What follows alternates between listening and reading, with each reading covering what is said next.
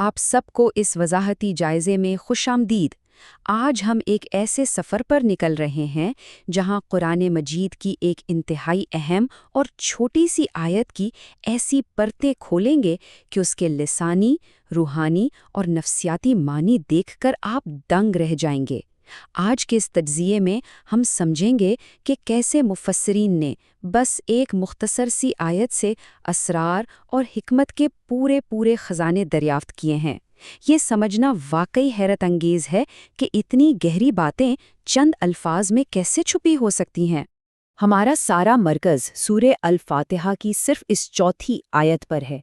अरबी के मुताबिक ये इंतहाई मुख्तसर अल्फाज हैं, इहदिना सिरातल मुस्तकीम, जिसका तर्जुमा हम सब जानते हैं, हमें सीधे रास्ते पर चला। आम तौर पर देखने में ये एक बहुत ही सादा सी दुआ लगती है, राइट? लेकिन जब हम कदीम और जदीद दौर के मुफस्सिरीन का मुताला करते हैं तो ये सामने आता है कि इन चंद अल्फाज में असल में लामहदूद गहराई मौजूद है। इस आयत के असल हुस्न को समझने के लिए हम इस तज्ज़िये को कुछ इस तरह लेकर चलेंगे कि पहले हम दुआ मांगने का आदाब देखेंगे, फिर हिदायत के मुख्तलिफ दर्जात पर बात करेंगे, उसके बाद समझेंगे कि ये सीधा रास्ता आखिर है क्या, फिर दुआ मांगने के एक दिलचस्प तज़ाद यानी पैराडॉक्स को खोलेंगे और आखिर में एक बहुत ही अजीम रूहानी मुकालमे को महसूस करेंगे। तो चलिए सबसे पहले बात करते हैं इस आयत की शानदार मौजूदगी की कि दुआ मांगने का असल आदाब क्या होता है और किस तरह हम तारीफ से अपनी तलब की तरफ जाते हैं। कदीम मुफस्सिर इमाम इब्न कसीर के मुताबिक ये आयत हमें दुआ मांगने का बिल्कुल बेहतरीन और मुकम्मल आदाब सिखाती है। ज़रा गौर करें, सूरा अल-फातिहा का आगाज़ सीधा मांगने से नहीं होता, बल्कि रब्बे कायनात की हम्द व सना और तारीफ से होता है। उसके बाद ये सिलसिला एक बहुत ही शानदार अंदाज में तब्दील होता है और फिर बंदा अपनी ज़रूरत आगे रखता है, पहले शुक्र और तारीफ और फिर दरख्वास्त। ये तर्ज़ अमल अपनी मुराद पाने के लिए किस कदम मौसर और लतीफ़ अंदाज है ना। अच्छा, अब आते हैं हिदायत के लफ्ज़ पर। इसकी लिसानी परतें सच में हैरान कर देने वाली हैं। जब हम लफ्ज़ हिदाया इस्तेमाल करते हैं तो इसका मकसद सिर्फ रास्ता दिखा देना नहीं होता। तफसीर अहसनुल बयान में बड़ी खूबसूरती से वजाहत की गई है कि इस तरह की हिदायत हम सिर्फ अक्ल और जहानत से हासिल नहीं कर सकते। इसमें 3 अहम चीज़ें शामिल हैं। पहले, रास्ते की तरफ रहनुमाई करना, जिसे इरशाद कहते हैं, फिर उस पर चलने की ताकत देना, जिसे तौफीक कहते हैं, और आखिर में अपनी मंजिल मकसूद तक पहुंचाना। यानी ये सिर्फ रास्ता जानना नहीं, बल्कि मुकम्मल अमली और रूहानी मदद तलब करने का अमल है। और इसी तसव्वुर को डॉक्टर इसरार अहमद ने मज़ीद आसान करके 3 वाज़े और अमली मराहलों में तकसीम किया है। सोचिए, पहला दर्जा है कि किसी को रास्ता बता देना, दूसरा दर्जा ये है कि उस शख्स को वहाँ ले जाकर रास्ता दिखा देना, लेकिन हिदायत का आखिरी और सबसे आला मर्तबा ये है कि बिल्कुल उंगली पकड़कर सीधे रास्ते पर चलाया जाए, ठीक वैसे ही जैसे बच्चों को सहारा देकर चलाया जाता है। यहाँ हिदायत मांगने में हम असल में यही सब तलब कर रहे होते हैं। तो अब सवाल ये पैदा होता है कि आखिर हम किस रास्ते की बात कर रहे हैं? ये सिराते मुस्तकीम असल में है क्या चीज़? अगर हम सिरातुल मुस्तकीम का लफ्ज़ी तर्जुमा देखें तो ये एक इंतहाई वाज़े, साफ और सीधा रास्ता है। एक ऐसा रास्ता जो बिल्कुल सीध में जाता है और जिसमें किसी भी किस्म की काजी, टेढ़ापन या भटकाव मौजूद ही नहीं। ये एक ऐसी मंजिल की तरफ इशारा है जो हर तरह के वसवसों और उलझनों से पाक हो। इब्न कसीर ने इस हवाले से शुरुआती मुफस्सिरीन की तफसीरात जमा की हैं। कुछ ने इस रास्ते को कुरान कहा, कुछ ने इसकी तारीफ इस्लाम की सूरत में की, किसी ने इसे हक करार दिया, जबकि कुछ ने इसे नबी अकरम और उनके सहाबा का रास्ता बताया। लेकिन यहाँ गौर करने वाली बात यह है कि इन मुख्तलिफ अल्फाज में एक ही मरकज़ी ख्याल झलकता है। ये सब राहें एक ही मकसद की तरफ इशारा करती हैं।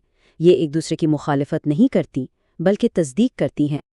और यहाँ डॉक्टर इसरार अहमद इस रास्ते की वजाहत 2 पहलुओं से करते हैं, मुस्बत और मनफी। मुस्बत अंदाज में ये वो रास्ता है जिस पर अंबिया, सच्चे लोगों और शुहदा ने सफ़र किया। लेकिन मनफी अंदाज पर आएँ तो जो लोग भटकते हैं वो 2 वजह से भटकते हैं। एक गिरोह वो है जो अपनी अना और तकब्बुर की वजह से रास्ता छोड़ता है, और दूसरा गिरोह वो है जिनकी नीयत तो ठीक होती है लेकिन वो अपने अकायद में हद से बढ़ जाते हैं, जिसे गुलू कहते हैं। दोनों ही सूरतों में मंजिल खो जाती है। اس ایبسٹریکٹ سی بحث کو ذہن میں تصویر کی شکل دینے کے لیے ابن کثیر ایک حدیث کی روشنی میں بہت ہی جاندار مثال پیش کرتے ہیں۔ ذرا فرض کریں، ایک لمبے سیدھے راستے پر سفر ہو رہا ہے۔ وہ راستہ اسلام ہے۔ اس راستے کے دائیں اور بائیں 2 دیواریں ہیں جو خدا کی مقرر کردہ حدیں ہیں، اور ان دیواروں میں کچھ کھلے ہوئے دروازے ہیں جن پر پردے لٹک رہے ہیں۔ یہ دروازے دراصل وہ چیزیں ہیں جنہیں حرام قرار دیا گیا ہے۔ اور مزے کی بات یہ ہے کہ اس راستے پر انسان کو بھٹکنے سے بچانے کے لیے 2 آوازیں پکار رہی ہیں۔ ایک آواز بالکل راستے کے آغاز میں ہے جو کہ قرآن ہے، جو سبق دیتا ہے کہ سیدھے چلتے رہو، لیکن دوسری آواز راستے کے اوپر سے آتی ہے۔ یہ انسان کا اپنا زندہ ضمیر ہے جو خدا کی طرف سے دلوں میں رکھا گیا ہے۔ جب بھی مسافر کسی غلط دروازے کا پردہ ہٹانے لگتا ہے تو یہ ضمیر اندر سے پکار اٹھتا ہے کہ خبردار، اسے مت کھولنا۔ کتنی خوبصورت اور ریلیٹیبل مثال ہے ہماری روزمرہ کی زندگی کی، رائٹ؟ چلیے اب چلتے ہیں ایک اہم سوال کی طرف، ایک ایسا تھیولوجیکل پیراڈاکس جو شاید کبھی نہ کبھی آپ کے ذہن میں بھی آیا ہو۔ ابن کثیر ایک بہت ہی سوچنے پر مجبور کرنے والا سوال اٹھاتے ہیں۔ دیکھیں، جو لوگ نماز ادا کر رہے ہیں وہ تو پہلے ہی ہدایت کے راستے پر ہے نا، تو پھر ایک ایسی چیز بار بار مانگنے کی کیا ضرورت ہے جو پہلے ہی ان کے پاس موجود ہے؟ یہ ایک بہت ہی فطری سوال ہے جو اٹھنا چاہیے۔ تو اس کا بہترین جواب یہ ہے کہ انسان کسی ایک لمحے کی بھلائی یا برائی کا مالک نہیں ہوتا۔ یہ دعا دراصل حاصل شدہ ہدایت پر ثابت قدمی کی دعا ہے۔ انسان کو ہر پل، ہر گھڑی خدا کی مسلسل رہنمائی کی ضرورت رہتی ہے تاکہ وہ اس سیدھے راستے سے پھسل نہ جائے۔ یہ اس بات کا اعلان ہے کہ انسان جہاں بھی ہو، اس سفر میں اسے ہر لمحہ اس کی ضرورت ہے۔ اور اب ہم آتے ہیں اس جائزے کے آخری اور شاید سب سے روح پرور حصے کی طرف، جہاں نماز بس ایک ادائیگی نہیں بلکہ ایک عظیم کائناتی مکالمہ بن جاتی ہے۔ ڈاکٹر اسرار احمد ایک حدیث قدسی کا حوالہ دیتے ہوئے بتاتے ہیں کہ پوری سورہ الفاتحہ خدا اور اس کی مخلوق کے درمیان کمپلیٹلی آدھی آدھی تقسیم کی گئی ہے۔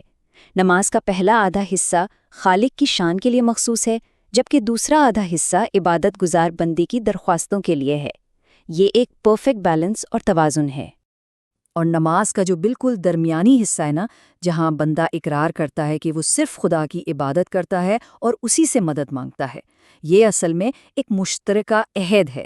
ڈاکٹر اسرار احمد اس کو ایک روحانی ہینڈ شیک قرار دیتے ہیں، ایک ایسا مصافحہ جہاں دونوں اطراف کا آپس میں عظیم ملاپ ہوتا ہے۔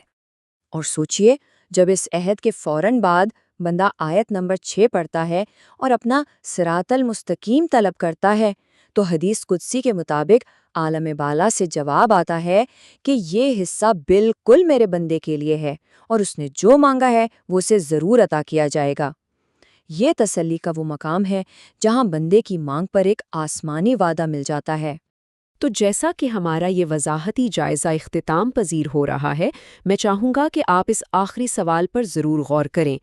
اگر ہدایت مانگنا عالم بالا کے ساتھ ایک عظیم ہینڈ شیک ہے، تو جب ہم جائے نماز فولڈ کرتے ہیں تو اس ہدایت کو اپنی عملی زندگی میں کتنی مضبوطی سے تھامے رکھتے ہیں؟ جب روزمرہ کے حالات میں وہ بھٹکانے والے دروازے کھلے ملتے ہیں تو کیا ہمارا روحانی ضمیر ہمیں اسی راستے پر قائم رکھ پاتا ہے؟